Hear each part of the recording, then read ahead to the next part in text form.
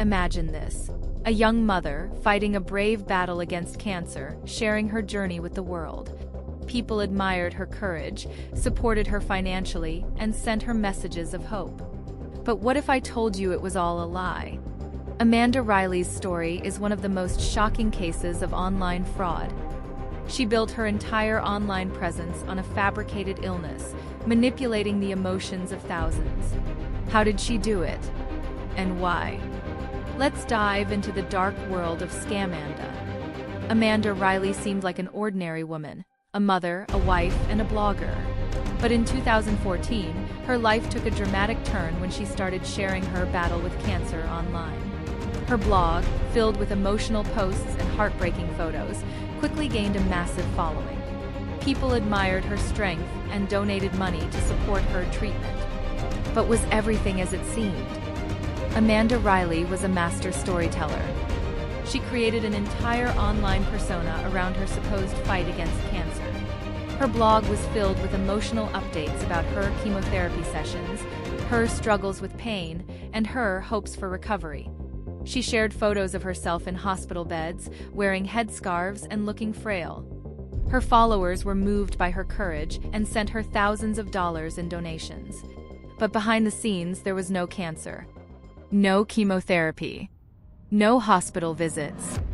It was all a carefully crafted lie. Amanda's blog became a sensation. She was featured in local news outlets, and her story inspired countless people.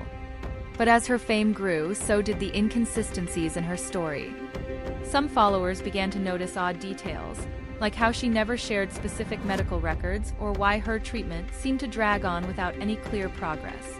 Still, most people believed her. After all, who would lie about something as serious as cancer?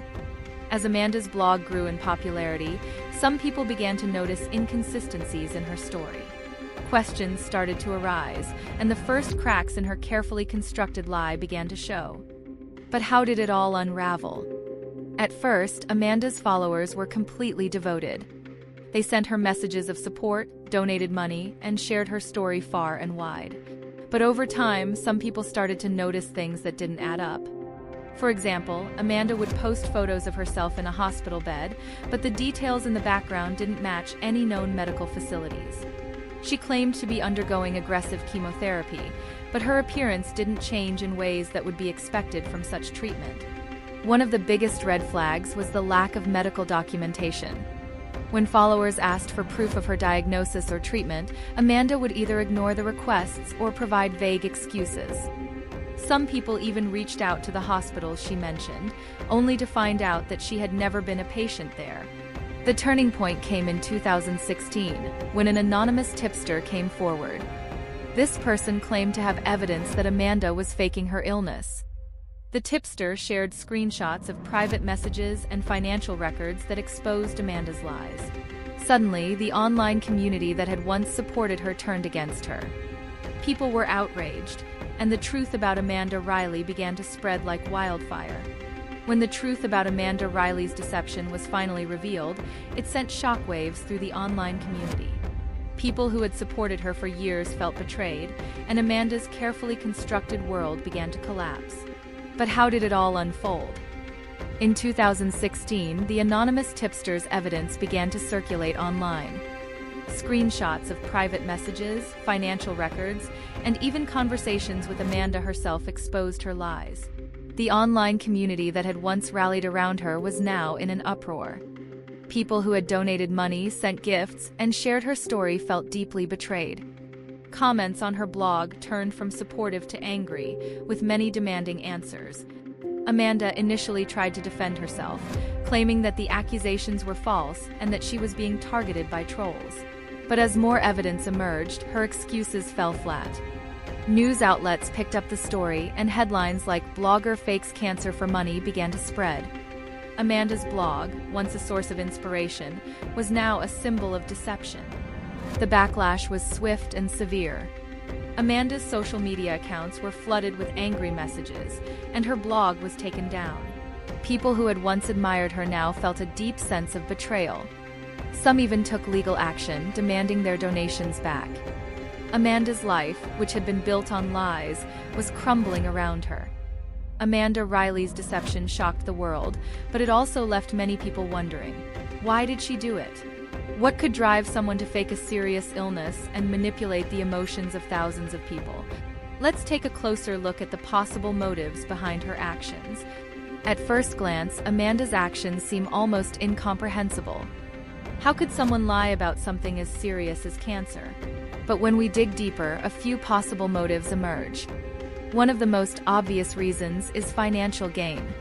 Amanda received thousands of dollars in donations from her followers, money that was meant to cover her medical expenses. But instead of using it for treatment, she spent it on herself. However, money may not have been the only factor. Amanda's blog gave her something else: attention and validation. She became a minor celebrity in the online world, with thousands of people praising her courage and strength. For someone who may have felt invisible or unimportant in her everyday life, this newfound fame could have been intoxicating. Another possible motive is the desire for control. Amanda's life may have felt chaotic or unfulfilling, and by creating a fictional persona, she could control how others saw her. She could be the brave cancer survivor, the inspiring mother, the woman who never gave up. In a way, her lies gave her a sense of power and purpose.